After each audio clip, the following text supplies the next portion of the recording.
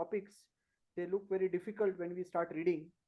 So let us try to understand the basic concepts, and from here on, it would help us understand the physiology. And if we understand the physiology, the application becomes very easy. So the first part of my lecture will be on lung mechanics.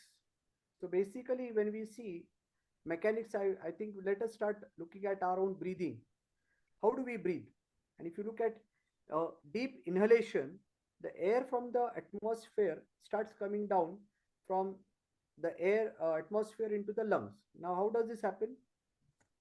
It starts coming from the nose, nostrils, into the oropharynx, larynx, trachea, bronchi, bronchioles, and the lung. Now, if you look at this picture, we know that there is basically a lung which is surrounded by the pleura. There is a visceral pleura and the parietal pleura. The air from the atmosphere will come into the lung only if the pleural pressure becomes excessively negative. So during inspiration, the pleural pressure starts becoming negative. Therefore, the lung starts expanding and the air will follow from the atmosphere into the lung. Now, during expiration, the air will go out of the lung only if the pressure in the lung is more than the atmospheric pressure. So we all know that air follows the concentration gradient, and during exhalation, the parietal pleura goes and approximates the visceral pleura. The pleural pressure becomes more positive, and the lung in turn expels the air from the bronchi into the atmosphere, and that is how normally one would breathe. And in this process of respiration, we have the diaphragm which descends during inhalation, and during exhalation the diaphragm starts coming up, which would help us breathe. So basically this is the normal breathing when we have a spontaneous breathing. So during inspiration, the pleural pressure becomes negative, and therefore the lung starts expanding. During expiration, the pleural pressure becomes more than the atmospheric pressure, that is positive, and the air is exhaled out from the lungs into the atmosphere. Now please remember, what happens is, in a baby who is preterm, if the lung is poor in compliance and the lung is stiff, then in that case, when the pleural pressure starts becoming negative, the intercostal muscles are sucked in, and that is how you start seeing intercostal retractions. So this is basic mechanism of seeing a baby with intercostal retractions, which may be a manifestation of respiratory distress. Now, we all know that inspiration is an active process, expiration is a passive process. During normal inspiration, we have the diaphragm which makes the most efforts. About 80% of our breathing is because of diaphragm, and the intercostal muscles help in expanding the lungs. Whereas during exhalation, the diaphragm and the intercostal muscles stop contracting, and there is exhalation, and also there is recoil of the lung and the surface tension which comes into the play during exhalation or expiration. Please remember that expiration is a passive process. Now, when we talk of passive process, that means there is no energy which is required. And what is basically giving rise to expiration? It is an elastic recoil of the lung, which is basically the lung which is expanded comes back to its original shape, and that's how the air is going to be expired out of the lungs. And herein we have the surface tension which plays an important role during exhalation, and we also have the lung elastic tissue. So basically during expiration, it is the surface tension and the lung elastic tissue which plays a role.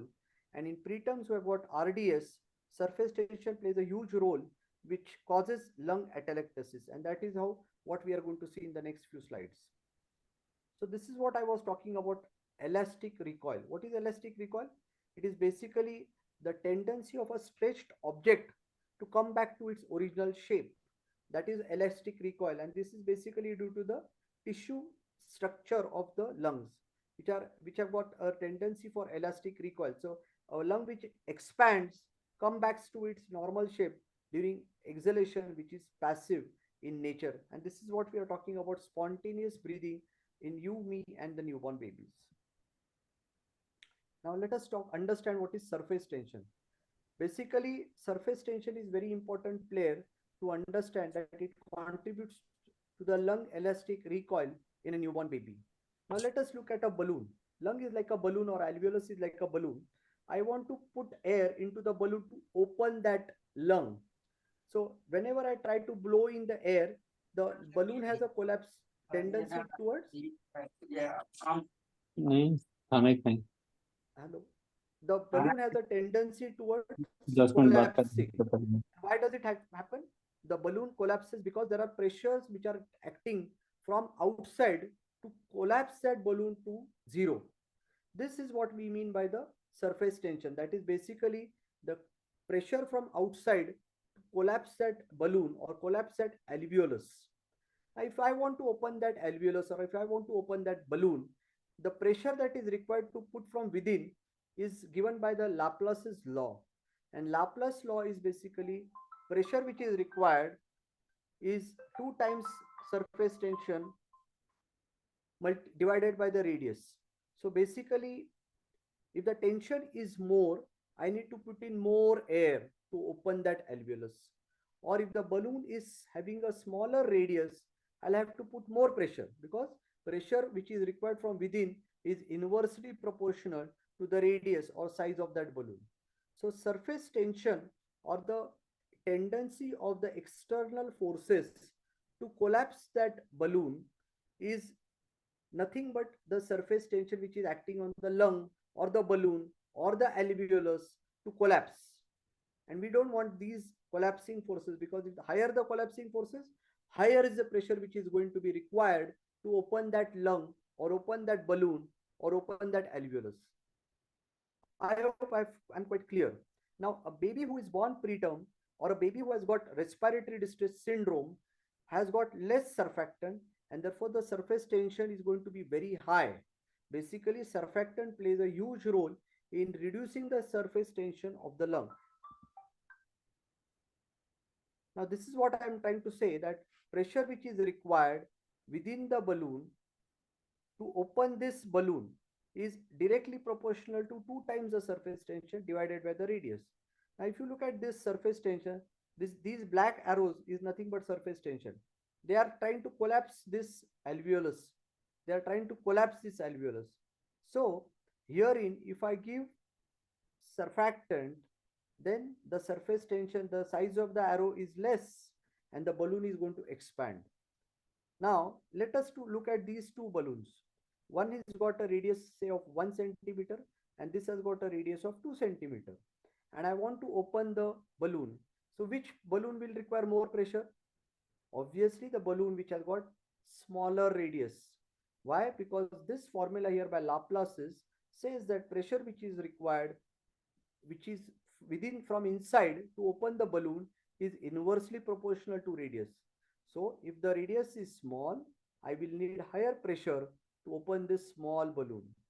I'm sure we have blown balloons in our in birthdays, and we realize that whenever the balloon is very small or collapsed, you need to put in a lot of pressure initially, and once the balloon opens up a little bit, a very little pressure will open that balloon further.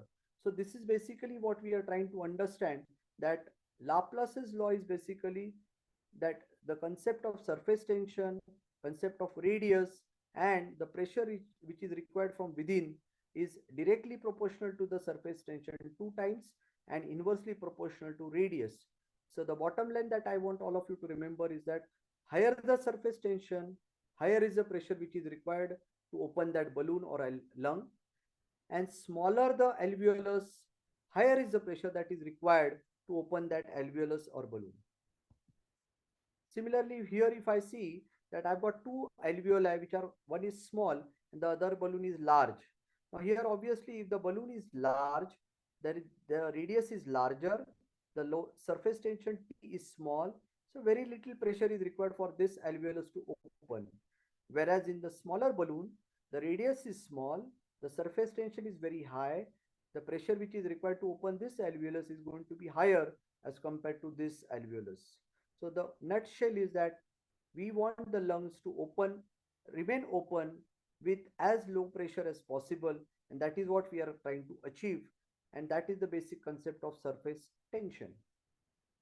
Now the next concept that we want to understand is lung compliance. You keep on hearing these terminologies: compliance, resistance, time constant.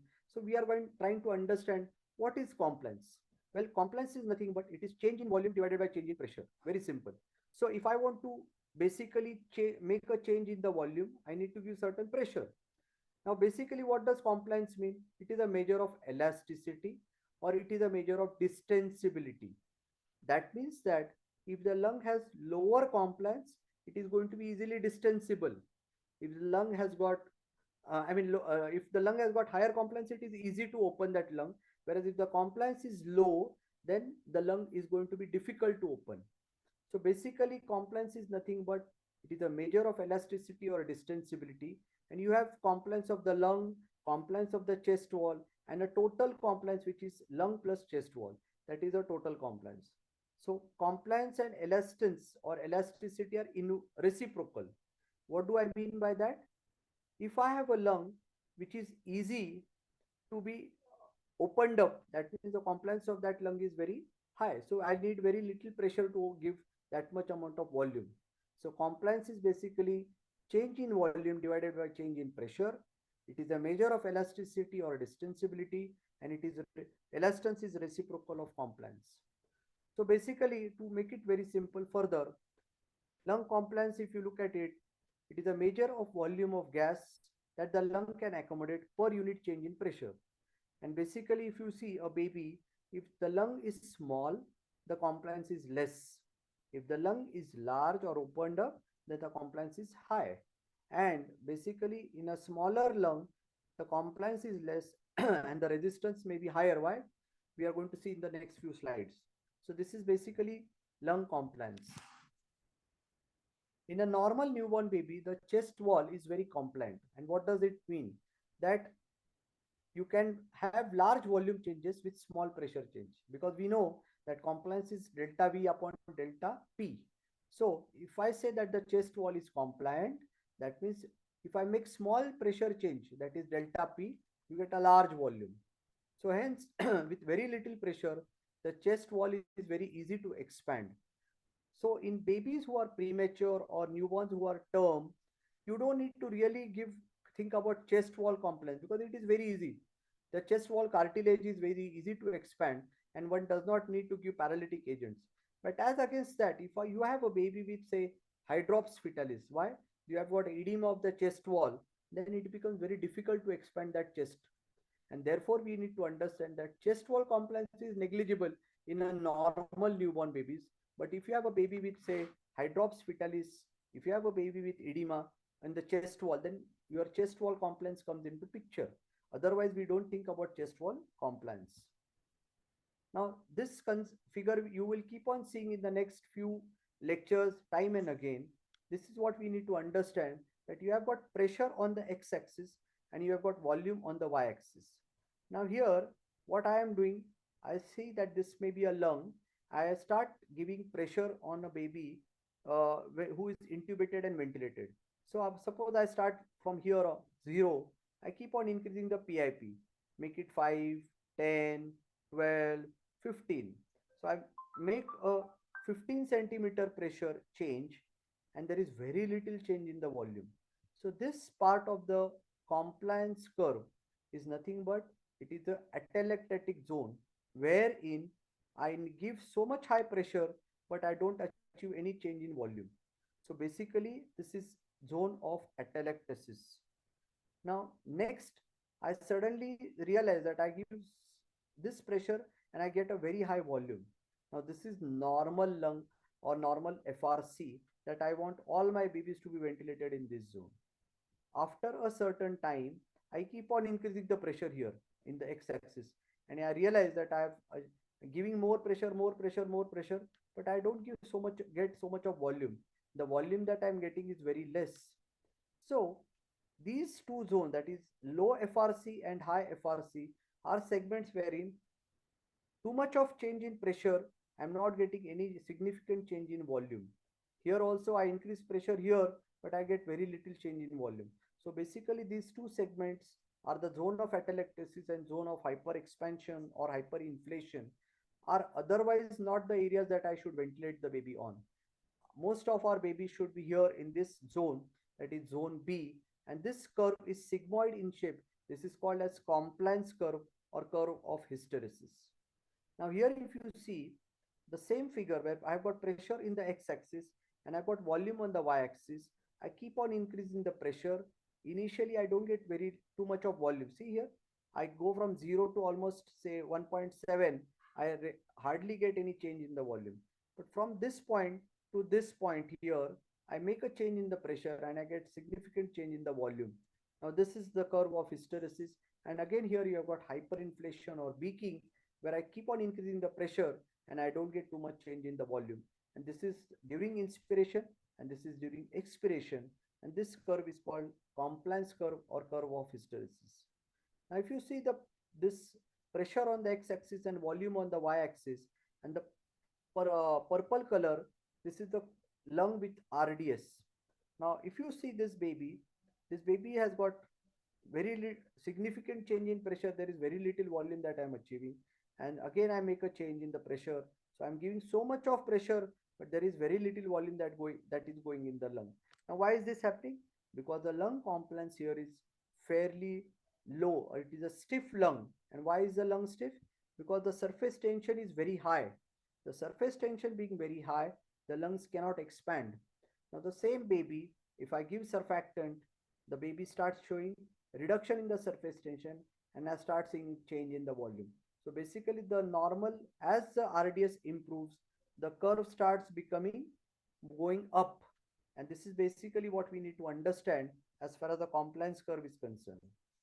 The same baby, if I look at the X-ray, here you can see that the lungs are fairly hazy, white out, and there is air bronchogram with grade 4 RDS. So this is a atelectatic lung, whereas the same baby I give surfactant, ventilate, and now I see that the lungs are hyper expanded. So the lungs are expanded too much. So this is zone A of the compliance curve, and this is zone C of the compliance curve. You need to be somewhere in between, where you have got optimal FRC, and that is the best segment of the lung when curve of hysteresis or curve of compliance that we should be ventilating the baby on. So I hope you have understood compliance. Basically, change in volume divided by change in pressure is compliance, and we need to understand that compliance basically amounts to the distensibility of the lung. If you have low compliance, it is a stiff lung, and this baby, it will need higher pressures and or surfactant to open the lung.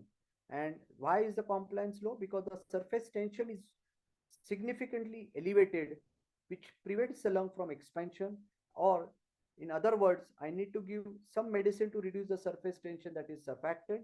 And second, that the radius of the alveoli is small, so by Laplace's law, the pressure required from within that balloon to open the lung is inversely proportional to the radius. So in this particular segment, smaller lung, smaller alveolus, smaller balloon, I need to give high pressure to open that balloon, lung, or alveolus.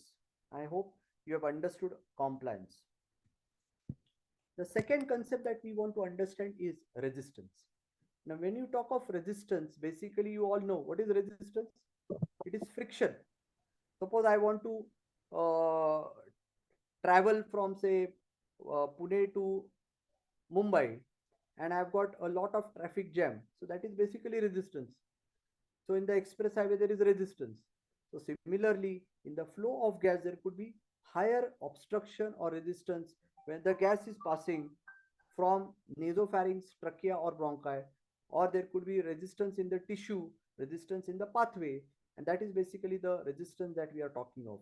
Now, if you look at resistance, basically the definition of resistance is pressure divided by flow. So simple thing.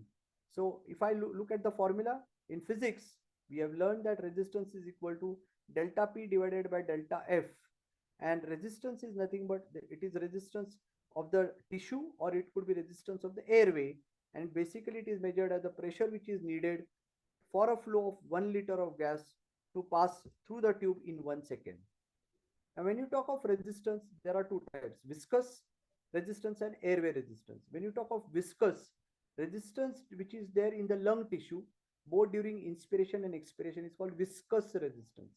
Now, viscous resistance is elevated because the immature small lung contains few airways, few air spaces, very high tissue density, and more interstitial fluid. So this is the viscous resistance, or it is a resistance in the tissue. Resistance in the tissue accounts for about 40% of total lung resistance. So basically it is resistance which is generated by the tissue elements when a gas is passing from one part to other part. But more important is the airway resistance. Now airway resistance is resistance that occurs between the moving molecules of the gas, and these moving molecules can abut against the wall of the respiratory system. They can abut against each other, and that is airway resistance that we are talking of. So basically total resistance is nothing but viscous resistance plus airway resistance, and in newborns it is airway resistance which plays a significant role. Now airway resistance, as we said, was nothing but delta P divided by delta F. It is nothing but pressure difference, that is P1 minus P2, which is divided by V, that is flow. Now if you look at sorry, I'm taking you to more a little bit of physics, but I think we need to understand some physics to understand the mechanics in a better way. And if you look at airway resistance, it is pressure gradient which is required to move the gas through the airways at a constant flow. So you set a flow of 5 liters or 8 liters per minute. So basically resistance is nothing but the pressure gradient of the gas to flow from the ventilator end, from the endotracheal tube into the larynx, into the trachea, into the bronchioles. So we all have learned that R capital is equal to P1 minus P2 divided by flow. But in physics, we have also learned that if the flow of the gas is fairly regular and smooth, that is, we say that it is a laminar flow. And we have learned that laminar flow is nothing but it is a smooth flow. And then we can calculate the user formula by Poiseuille's law, that resistance is equal to H rho g divided by R raised to 4. So resistance of the gas in a tube is directly proportional to the length of the tube, directly proportional to the viscosity of the gas or density, directly proportional to gravity, which actually doesn't play much role in our setting, but inversely proportional to the fourth power of radius. Now, how can I use this formula for application in our day-to-day practice? Now, if you take a newborn baby and you intubate, say, a 1.5 kilo baby with a size 2.5 endotracheal tube. So here what happens? Your resistance is going to be much higher. Now, why is the resistance going to be higher? Because the radius of the tube is small. So if the radius, say, decreases by 1, the capital R will increase 4 times. Suppose I normally keep 4 centimeters of length of the tube from the lip to the blue adapter and then connect it to the ventilator. Sorry. In that case,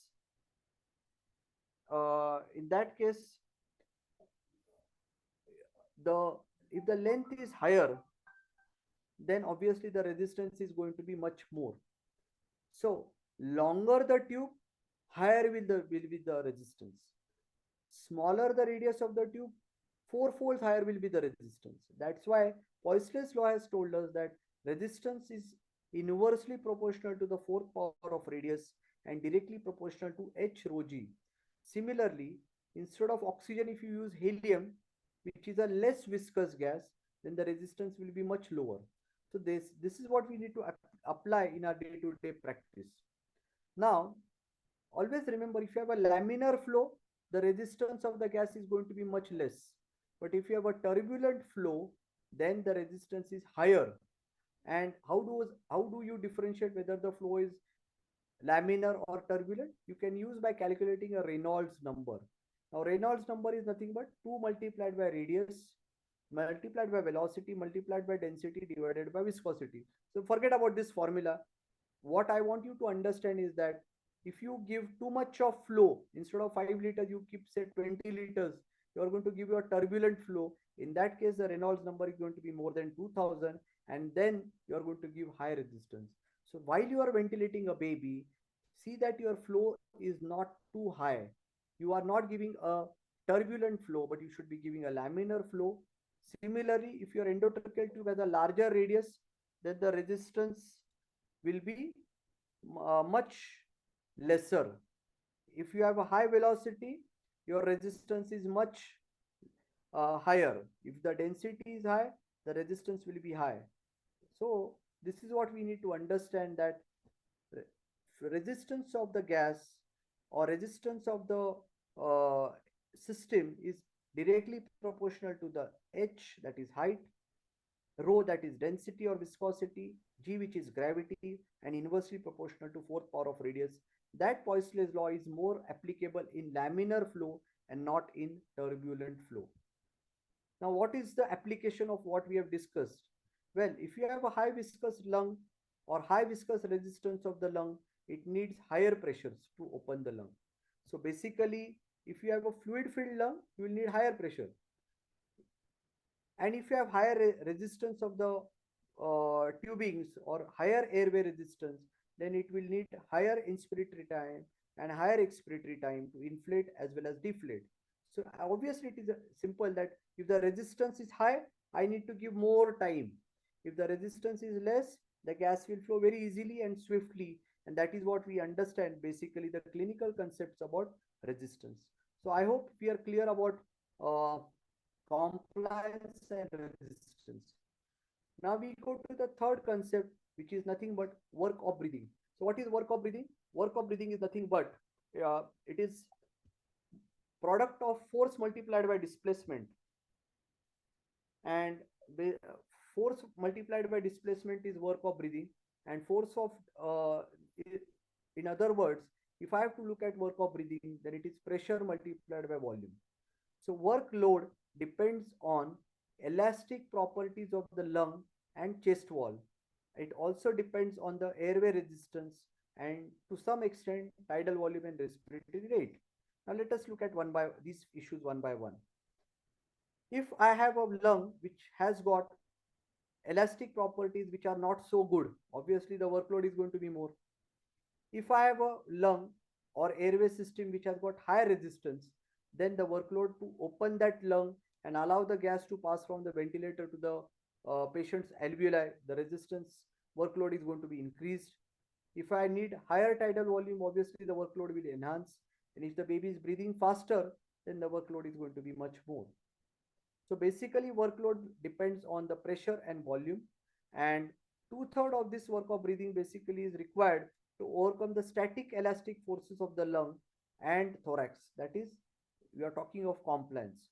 So if the lung is stiff or the compliance is low, then the work of breathing is going to be significantly higher. Whereas 1/3 of work of breathing is for resistance. So what we learned basically was, if the compliance plays an important role, if the compliance is low or the lungs are stiff, then the work of breathing is significantly going to be enhanced. As well as if the resistance is increased, then the work of breathing increases. But majority player that harms or increases the work of breathing is tissue elasticity or lung compliance. Now please look at this graph here. On the x-axis we have got pressure, and on the y-axis we have got the tidal volume, and the baby starts breathing from point A to B, which is a normal inhalation or inspiration, and then it reaches the point C, which is maximum, and from C the baby starts exhaling, it reaches point D and it comes back to A. So if I look at this, what is the work of breathing during inspiration? It is area under the curve of point, which is point A, B, C, A. The work of breathing during expiration is basically A, C, D, A. But total work of breathing will be A, B, C, E, A.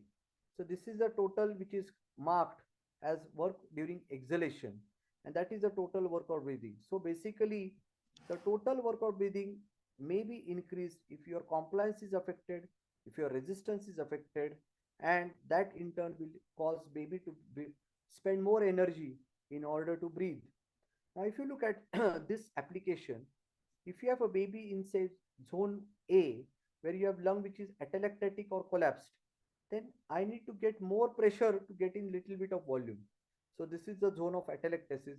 And here if I apply positive and expiratory pressure, I might decrease the work of breathing. Similarly, at point C, if I start increasing the pressure here, I'm not going to get much change in the volume. So reducing the PEEP or reducing the pressures at this point in time will decrease the work of breathing during exhalation. So this is what we need to understand, that work of breathing is very important player, and it is basically going to affect the baby as far as normal metabolism and normal respiration is concerned. So clinical relevance basically is that work of breathing is proportional to the force which is generated to overcome the frictional resistance and static elastic forces which opposes the lung expansion and which opposes the gas inflow and outflow. So we understand that forces which oppose lung expansion are compliance problem, and forces which opposes the gas flow is a resistance problem. So work of breathing basically involves compliance as well as resistance. So if you have a baby, you say born at 29 weeks or 28 weeks, the lungs are not developed. It is a stiff lung with RDS. There is low compliance. The resistance is not a major issue. So these babies basically need very short time constant, and these babies need very high energy or very high pressure to keep the lung expanded. As against if you have a baby with BPD, the compliance is not a problem, but resistance is a huge problem. Therefore, you need higher time for during inhalation and more longer time during exhalation, so that the babies can have these equilibration of pressure both during inhalation and expiration. So basically, the fourth concept that we need to understand in mechanics is time constant. Now, please remember that time constant is basically the time or the measure as to how quickly the baby's lung can inflate or deflate. So basically, to make it very simple, suppose I start breathing just now. I start, the air is at the nostril. How much time will my inhalation require for the air during from the nostril to reach into the alveolus is basically a measure of time constant. In other words, it also can be defined as how long does it take for the alveolar pressure and the proximal airway pressure to be equal. So this is what we mean by time constant, and time constant is different for inspiration, time constant is different for expiration. So we all learned that exhalation or expiration is passive, and it depends on the elastic recoil of the lung and the chest wall. Resistance to exhalation is higher in some babies. That might sometimes cause increased time that is required for exhalation. A classical example may be a baby with wheezing or a baby with BPD, where the exhalation is going to be prolonged because the time required for the gases from the lung to come into the atmosphere. So if I have a baby with wheezing, I need to give longer time for exhalation. So basically, time constant depends on the changes in the elastic and resistive forces. To put it in physics or formula, time constant is equal to compliance multiplied by resistance. Now, let us look at this formula in physics. So if I have a baby where the lung compliance is less, like RDS, the time constant will be less, correct? If the resistance is less, the time constant will be less. So if I have a baby with RDS, say 29 weeker, where the compliance is less, resistance is less, then very little time is required for the gas to reach the alveolus. But if I have a baby with, say, with meconium aspiration syndrome, where compliance is not usually affected, but resistance is significantly increased, in that case, I need to give longer inspiratory time and longer expiratory time for the gases to come inside the lung and inside gases to come outside the lung. So basically, this is what we need to understand, that the concept of time constant is basically how much time is it required for the proximal airway pressure and the alveolar pressure to be equal. One more thing that I want all of you to remember is that always remember, inspiration is active, expiration is passive, inspiration is short, expiration is long. So always your expiratory time should be longer than the inspiratory time. One time constant of a respiratory system is defined as time it takes for the alveoli to discharge 63% of tidal volume through the airway into the mouth or the ventilator circuit. So this is what we need to understand, that if I look at the time constant where I have time on the x-axis and changing the pressure on the y-axis, then with one time constant, 63% of the gas will come from the lung into the atmosphere or from the atmosphere into the lung. So during inspiration, 63% of volume will come inside the lung. That is one time constant. During expiration, 63% will go out of the lung. So what is remaining here is 37%. Okay. From next time constant 2, that is from here to here, what is remaining is 37%. So 67% of 37 is nothing but 86%, that is 63 plus 86. What is remaining is 14. Then the third time constant, you will have 63% of 14, which is equal to 95%. So by 3 time constant, nearly 95% of your volume of gas will come inside the lung during inspiration and will go outside the lung during expiration. So this is the concept of time constant, and normally most of us believe that 3 time constant is good enough and you will never be able to cross 100. Please remember this. We most of us say that we would like to keep our inspiratory time or expiratory time as 3 multiplied by time constant. So what is the clinical relevance of time constant? The expiratory time constant is always longer than the inspiratory time constant, and the expiratory time constant is related to both lung compliance, which is inverse of elastic recoil, and airway resistance. TI, that is inspiratory time constant, is shorter than the expiratory time constant.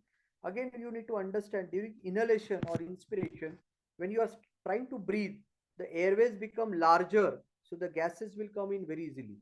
During exhalation, the airways start constricting, therefore the resistance increases, and therefore the time constant for expiration increases, therefore the duration of expiratory time is longer. Stiff RDS lung with low compliance and resistance will quickly empty during exhalation and quickly get filled during inhalation. Therefore, they don't need very high inspiratory time or expiratory time, but mind well, your inspiratory time should always be shorter than the expiratory time. Now, in a normal newborn baby, compliance of the lung is 0.005 liters per centimeter. That is delta V divided by delta P. So this is normal value. Resistance is 30 centimeter of water per liter per second. So one time constant is nothing but C multiplied by R, which is nothing but 0.005 multiplied by 30, which is equal to 0.15. And we said that the inspiratory time would be 3 time constant. So we would say that 3 multiplied by 0.15, which is nothing but 0.45 seconds. In 0.45 seconds, 95% of the lung, 95% of the air will come out of the lung or will go inside the lung. So this is basically the concept of time constant that we want to remember. So what are the implications? If there is slight increase in resistance or slight reduction in time compliance, it will affect your time constant. In babies with BPD or wheezing or meconium aspiration syndrome, there is an increase in resistance. Therefore, your expiratory time is going to get prolonged. And if you don't give that much of time constant for exhalation, it will result in accumulation of air inside the lung, because the lung is not unable to exhale that much of air, and it will result in gas trapping, increase in the end expiratory volume, causing inadvertent PEEP or auto PEEP, and that is basically something which is not so good. Why? Because if you have auto PEEP which is being built up, it will increase the lung volume, it will flatten the diaphragm, it will cause the heart to be compressed, you will get less chest expansion because you are at the higher end of the compliance curve, increase in the AP diameter, high CO2s, low PO2, and you might get shock. And last but not the least, you will get a pneumothorax. So basically, this is what we need to understand, that auto PEEP it will occur only if you don't give enough time during exhalation, and that is basically we need to prevent.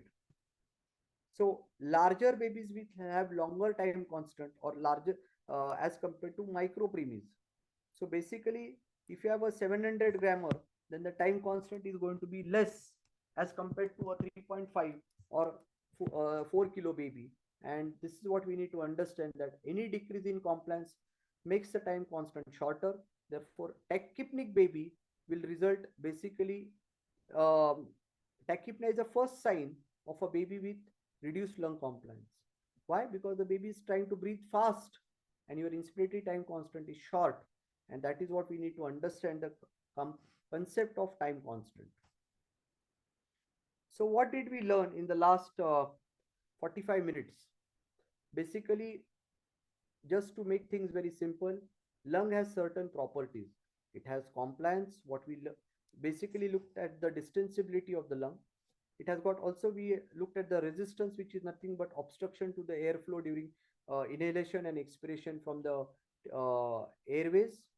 We looked at time constant basically, which is nothing but time that is required for the airway pressure and the alveolar pressure to get equilibrated. Work of breathing depends on the compliance and resistance. Time constant is compliance multiplied by resistance. Avoid longer TI as it might result in less expiratory time and it might result in air trapping, auto PEEP or inadvertent PEEP, and that can compromise the circulation. So are you all okay? Are there any issues related to mechanics?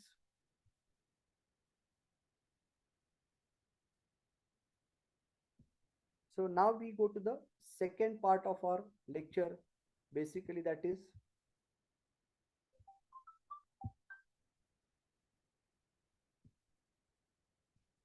oxygenation.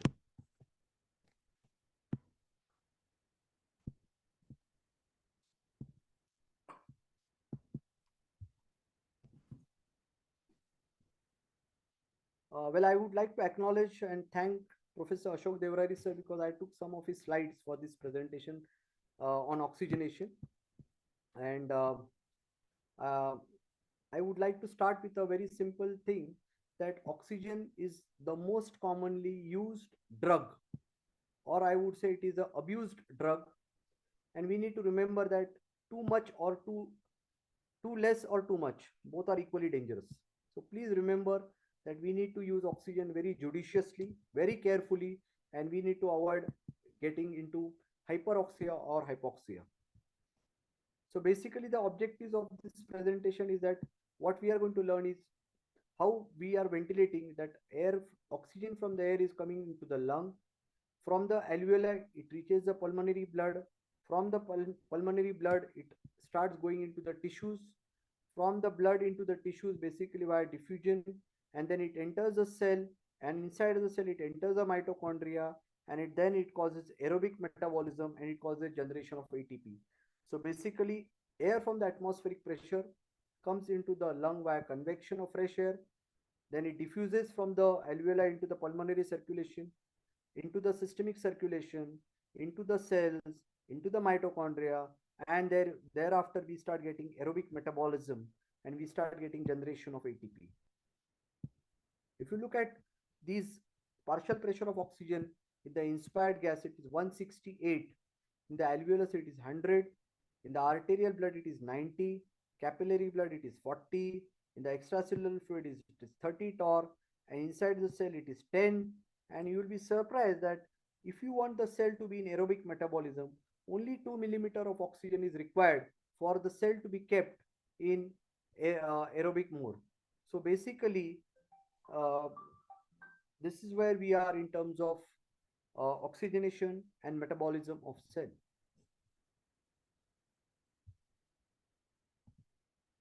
So if you look at this graphical presentation, that ventilation is nothing but movement of air in and out of the lung. From here, you are going to set a certain tidal volume, certain pressures, certain rates, certain inspiratory time and FiO2. And from the alveolus, it goes into the pulmonary capillaries. Basically, the determinants of this gas exchange is by FRC, which is determined by the mean airway pressure.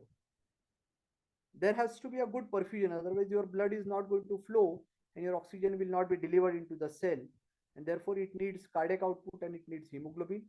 And the demand or the cell metabolism basically depends on the tissue demand, regional blood supply, and the oxygen dissociation curve with the ability to give oxygen into the cell. And that is what basically it would make a lot of difference. So if you want the cell to be in aerobic metabolism, all these functionaries have to work.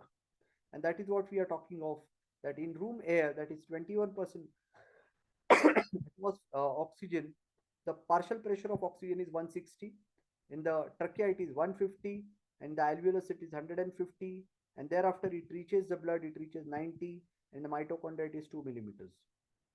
So basically, this is what we are discussing about oxygen. Now, if you look at ideal situation, that if I have atmospheric pressure, it reaches the alveolar the alveolar oxygen and the partial pressure of oxygen in the blood should be equal. But we are far away from ideal situation. Why?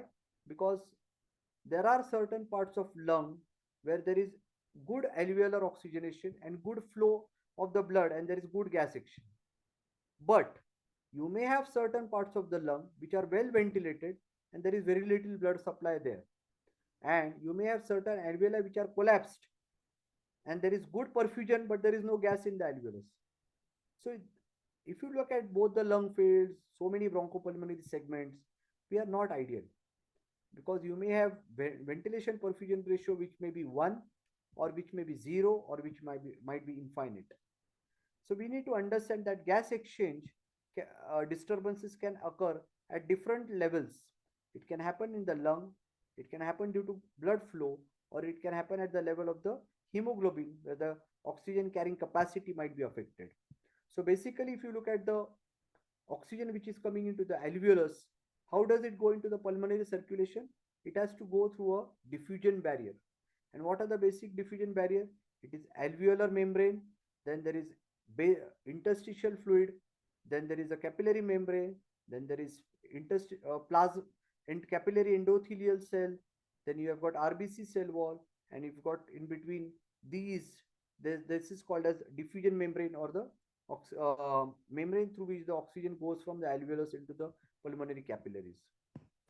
The next concept that I want all of you to remember is that lung volume and oxygenation basically have got some relationship. And now what is that relationship?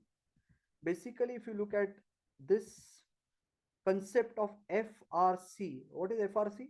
FRC is nothing but it is a amount of air which is present in the lung at the end of normal expiration or normal exhalation.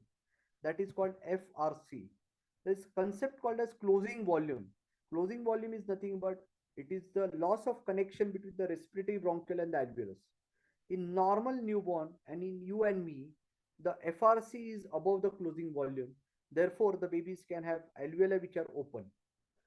However, in babies with RDS, the FRC is reduced. And in such those cases, you may have problems related to low FRC situation. And in that case, you may have zone of atelectasis or zone of hyperinflation. So if your FRC is optimally good, then the pulmonary vascular resistance is lowest. So if I've got volume on the x-axis and pulmonary vascular resistance on the y-axis, this area of dotted rectangle where the FRC is best, then the pulmonary vascular resistance is the lowest. Now this pulmonary vascular resistance, we are talking of the alveolar vessels as well as the extra-alveolar vessels. In both the zones, the pressure of the pulmonary vasculature is low. And if the pulmonary vascular resistance is less, then there will be more flow which will come from the right ventricle into the lung, into the pulmonary circulation. However, if the pulmonary vascular resistance is elevated, then you have very little blood which will come from the right ventricle into the pulmonary circulation. Therefore, your ability to get oxygenated depends on this play, that is pulmonary vascular resistance.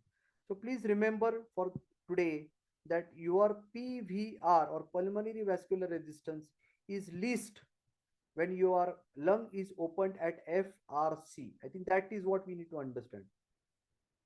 In zone of atelectasis or in zone of hyperinflation, the PVR, that is the blue line, is infinitely increased. And in both the segments, if your PVR is increased, in that case, the pulmonary vasoconstriction will come in your way of gas diffusion. And that is basically what happens during persistent pulmonary hypertension of newborn. So I want all of you to remember that FRC is lowest, is when your FRC is optimally achieved by in a baby with lung RDS by giving surfactant or application of PEEP, the PVR is least. And that is the relationship of lung volume and pulmonary vascular resistance. Now look at these two X-rays where you have got zone of atelectasis here and you have got hyperinflation. Both these areas you have got a very high PVR. Here it is a RDS, and here this could be a baby with meconium aspiration syndrome or BPD where there is hyperinflation and the pulmonary vascular resistance is elevated. Now, similarly, if you have this compliance curve with pressure on the x-axis and volume on the y-axis, if I give adequate end expiratory pressure, the lung will be opened at curve of hysteresis. However, in hyperinflation or atelectasis, there is oxygen transport which is affected, and there is decrease in the oxygen transport. So this is basic relationship of positive end expiratory pressure. If it is too less, your oxygen will be less. If it is too much, it is going to cause alveolar hyperinflation and constrict the pulmonary vessels and the extra alveolar vessels. Therefore, oxygen delivery is going to get affected.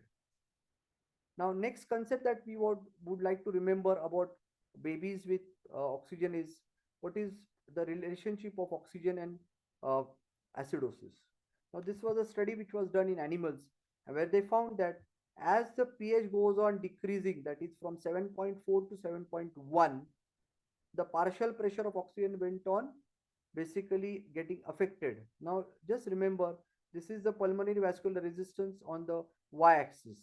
Now, if I have a baby with pH of 7.2, the PVR is significantly increased.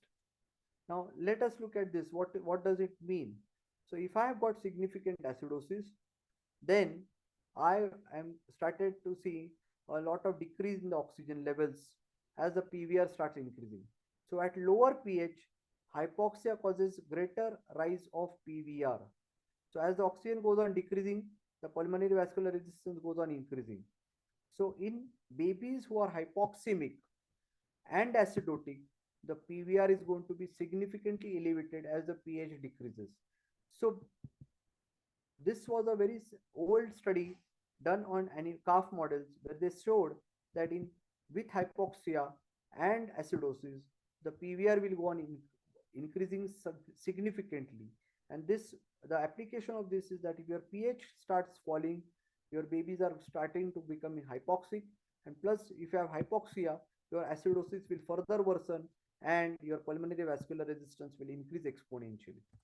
So what we need to understand that if your pulmonary vascular resistance has to be normal, or if your PVR has to fall, then your pH should be above 7.3 and your PO2 should be between 50 to 70 or 60 to 80.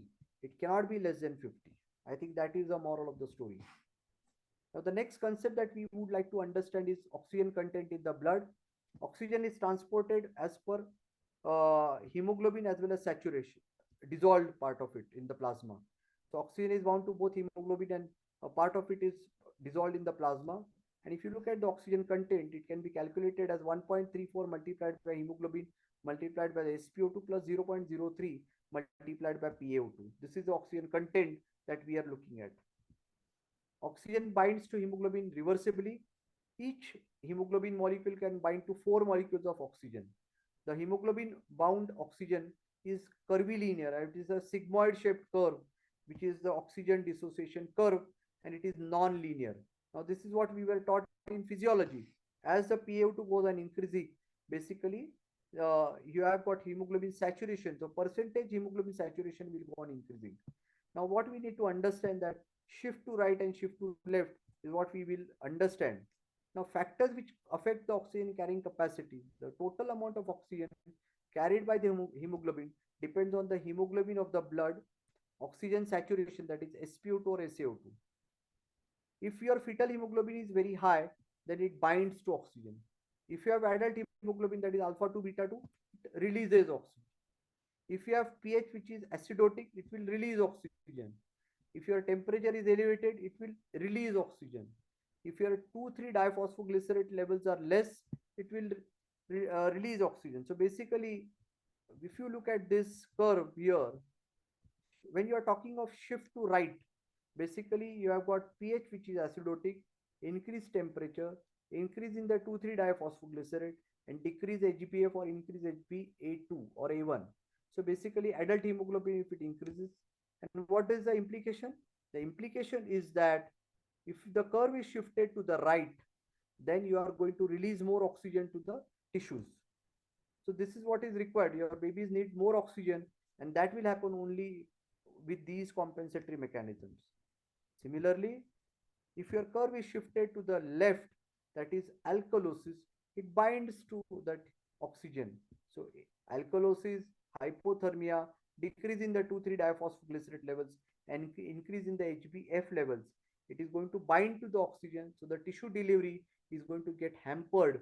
There will be tissue anoxia or tissue hypoxia, which might cause local level cell anoxic injury or hypoxic injury and anaerobic metabolism. So this is what we need to understand as far as oxygen dissociation curve. So basically oxygen content is nothing but oxygen bound to the hemoglobin plus oxygen dissolved in the plasma.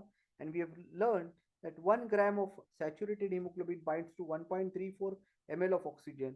And for each torr of oxygen, 0.003 ml is dissolved in the plasma. So basically oxygen delivery depends on the cardiac output and the oxygen content of the blood. Oxygen content of the blood is determined by oxygen in the hemoglobin plus dissolved in the plasma. Normally, 1 gram of hemoglobin binds to 1.34 ml of oxygen. Each 1 millimeter of PaO2, you have got 0.003 ml of oxygen dissolved in 100 ml of plasma.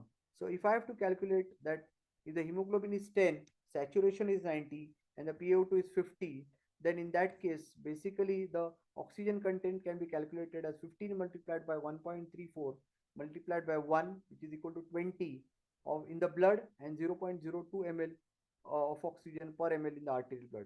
So oxygen delivery depends on the cardiac output multiplied by the oxygen content, and the oxygen delivered will be cardiac output is 120 ml per kilo per minute multiplied by 0.2, which is nothing but 24 ml of oxygen per kilo per minute. So normally, if you look at oxygen consumption, it is 6 ml per kilo per minute from a total of 24 ml per kilo per minute. Thus, only 25% of oxygen is removed, leading to a mixed venous blood which is saturated is 75%. So this is what we understand, that arterial oxygen concentration, venous oxygen concentration, if the supply is less or if the demand is increased, then the difference between the arterial and the venous constant oxygen content or the oxygen saturation is going to be less and less and less. And this is what we need to understand as a concept. So basically, lessons for clinical practice: PO2 without FiO2 has no meaning. Perfusion of the lung is best when the lung is open at FRC because your PVR is the lowest. And you also need to understand that there are certain indices such as AADO2, OI, and A by A, which measures the oxygen at that level of pressure. And your oxygen delivery depends on the hemoglobin as well as the cardiac output as well as the systemic vascular resistance. Now, when you are talking of oxygen delivery from the lung to the pulmonary capillaries, basically the shift of the oxygen dissociation curve promotes the oxygen uptake in the lung as well as oxygen release at the tissue levels or both. Now, in the lung, at the level of the alveolus, we have got very high oxygen. In the pulmonary arterial, we have got very high CO2 and low PO2 because this CO2 is coming from the tissues, from the systemic circulation. So there is a high CO2 which is releasing. The carbon dioxide causes reduced pH, and this reduced pH helps in oxygen binding. So oxygen affinity also occurs because there is a concentration gradient. The alveolar PaO2 is very high and the pulmonary capillary PaO2 is low. Therefore, the oxygen diffuses from the higher concentration to the lower concentration, and therefore this is what basically happens in diffusion.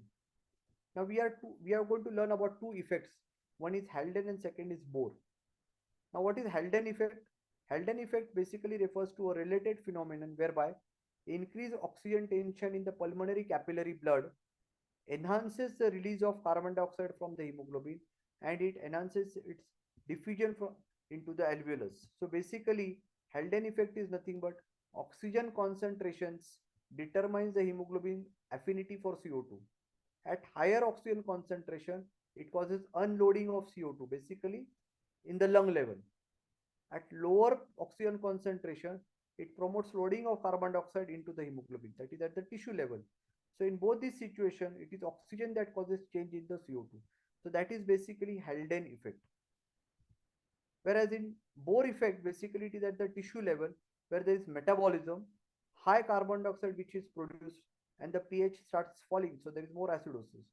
So as there is acidosis, the oxygen affinity is lowered because your oxygen dissociation curve is shifted to the right and therefore it releases oxygen at the tissues. So hemoglobin releases its oxygen without significantly decreasing the PaO2, and therefore it maintains the oxygen concentration gradient, which the oxygen goes into the peripheral tissues from the blood. So Bohr effect basically is what? It causes unloading of oxygen into the tissues. And this is what we need to understand, that at tissues, because there is high CO2, there is acidosis, there is a shift of the oxygen dissociation curve to the left, and therefore to the right, therefore it results in unloading of oxygen, and this is Bohr effect. So CO2 and H plus ion affects the affinity of hemoglobin for oxygen. High CO2 and acidosis decreases the affinity for oxygen, and therefore there is release of oxygen at the tissues. So in short, if you need to understand Halden and Bohr, Bohr effect is basically, what is Bohr effect? It is offloading of CO2 at the lungs and loading of oxygen into the hemoglobin. And in Halden, basically loading of CO2 from the tissues and offloading of oxygen into systemic circulation. Now, SpO2 or SaO2 is monitored as with pulse oximeters, and we all would like to keep that between 90 and 95. Tissue delivery of oxygen depends not only on the oxygen content in the blood, but also on the cardiac output and tissue perfusion. And positive pressure ventilation, sometimes if it is very high, if you give excessive pressures, it will impair the venous return and cause decrease in cardiac output. And therefore, we need to have a good ventilation at adequate lung volume in FRC. So basically, measurement of oxygen basically depends on your fractional inspired oxygen or FiO2. You also would measure SpO2, PaO2 in the blood gas. You could look at the lactate levels. And we also need to understand that when you are giving oxygen, in term and preterms, we should be giving less oxygen during resuscitation. We need to keep your saturation between 90 and 94, and you need to avoid hypoxia and hyperoxia. Please remember that it is very important that oxygen is a drug. If you give high oxygen, you are going to cause problems. And the dose of oxygen should always be measured in FiO2, not in flow per liter, that is liters per minute. And the dose should be titrated based on the SpO2, partial pressure of oxygen. You could look at lactate levels and base excess as a measure of anaerobic metabolism. So the normal gold standard for a preterm baby is 50 to 70 and 60 to 18 term babies, and your saturation should be between 91 to 95%. So these are some of the basic things which we need to remember, that FiO2 and PaO2 should be interpreted with each other. A word about indices of oxygenation, that is which you are going to learn in your blood gases as well. But alveolar partial pressure of alveolar oxygen is equal to barometric pressure minus water vapor pressure into FiO2 minus PCO2 divided by respiratory quotient. Now this is a formula which you need to remember, that alveolar oxygen is equal to 760 minus 47 into FiO2 minus PCO2 divided by RQ, and other indices which are used are arterial to alveolar oxygen ratio or A by A. Less than 0.22 is significant, and alveolar to or A due to, which is nothing but uh, alveolar oxygen minus PaO2, and OI is nothing but FiO2 multiplied by the mean airway pressure multiplied by 100 divided by postductal PaO2. Now always remember that you can change your oxygenation depending on your ventilator settings, which you are going to study later on. But oxygen uptake through the lung can be increased by either increasing the FiO2, or it can be increased or by keeping the lung open at FRC, and also by maximizing the pulmonary blood flow. I think these are some of the important strategies wherein you can increase your oxygen by increasing your fractional inspired oxygen concentration, opening the lung at FRC, and increasing your pulmonary blood flow. So in short, if I have to increase the mean airway pressure, then in that case, I can increase the flow, which is not a good idea. I can increase the pressure, but it can cause harm. I can increase the inspiratory time, or I can increase the positive and expiratory pressure, or last but not the least, increase the rates. In all these parameters, it is a positive and expiratory pressure which is very important player to keep the lung open at FRC, so that you prevent a lung atelectasis at the end of inspiration, and your lung is open at FRC. So your positive and expiratory pressure is one of the most important parameter as far as oxygenation is concerned. Now, what we are going to discuss about carbon dioxide in short is basically when you talk of respiration, basically it is passage of air, oxygen from the lung into the pulmonary circuit, into the systemic circulation, into the tissue, into the cell, into the mitochondria and metabolism. But when you're talking of ventilation, you're talking of exhalation of the carbon dioxide. And this basically gas exchange occurs by molecular diffusion. So basically molecular diffusion occurs by Brownian motion, and if it always flows from higher concentration to lower concentration. So by using Fick's principle, that is the gas exchange is equal to K, which is the diffusion coefficient, multiplied by the area available for diffusion, multiplied by concentration difference of the molecule, divided by the length of the diffusion pathway. So this is how we would look at the physics, that the diffusion of gas will depend on these four parameters, that is rate of diffusion, diffusion area which is involved, diffusion coefficient and concentration gradient. So basically what we also learned is normally minute ventilation is tidal volume multiplied by respiratory rate. Tidal volume is 4 to 6 ml per minute. Normal breathing frequency is 40 to 60. Minute ventilation is 0.2 to 0.3 liter per kilo per minute. Now there is concept of dead space. What is dead space? That is the space wherein that volume of air which is there in the dead space is not available for gas exchange. You have two types of dead space. One is anatomic, second is physiologic. The volume of air in the conducting airway that occupies the space is called the anatomical dead space. Now, you may also have certain part of the tidal volume which is going into the alveoli which are not perfused or under perfused, wherein there is air but there is no flow of the blood. Now, because the gas exchange does not take place in this volume could contribute to the alveolar dead space. So, you have got air but there is no gas exchange, correct? Similarly, you may have a collapsed alveolus and there is perfusion which is occurring. So, both these can contribute to your shunt fraction. Now, ventilation is process of removal of carbon dioxide. So, anatomical dead space plus alveolar dead space makes up the total physiological dead space. And the ratio of dead space to tidal volume defines as wasted ventilation. So, please remember what is wasted, because that is not of any help for gas exchange to occur.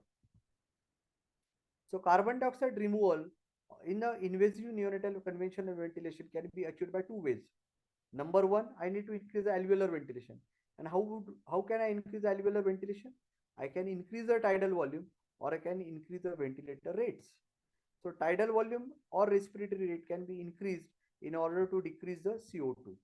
Now let's just look at this formula. Minute ventilation is equal to tidal volume multiplied by respiratory rate. So dead space, suppose I tell you that dead space of this 1 kilo baby is 2 ml per kilo, and the tidal volume that I am using is 3 ml. I've set a respiratory rate of 40. So what is the alveolar ventilation? Alveolar ventilation is equal to tidal volume minus dead space into respiratory rate. So 3 minus 2 multiplied by 40, which is equal to 40. Now suppose I feel that the baby is not doing well, then I increase the tidal volume to 4. Then the alveolar ventilation is equal to 4 minus 2 multiplied by 40, which is equal to 80. So what did I do? I just increased the tidal volume from 2 to 3, that is increased by 25%, resulted in increase in the alveolar ventilation by 50%. So please remember that if I want to make a difference in carbon dioxide, I have to increase the alveolar ventilation, and herein tidal volume is going to make a major difference as compared to respiratory rate. So increase in respiratory rate may result in increase in ventilation and alveolar ventilation.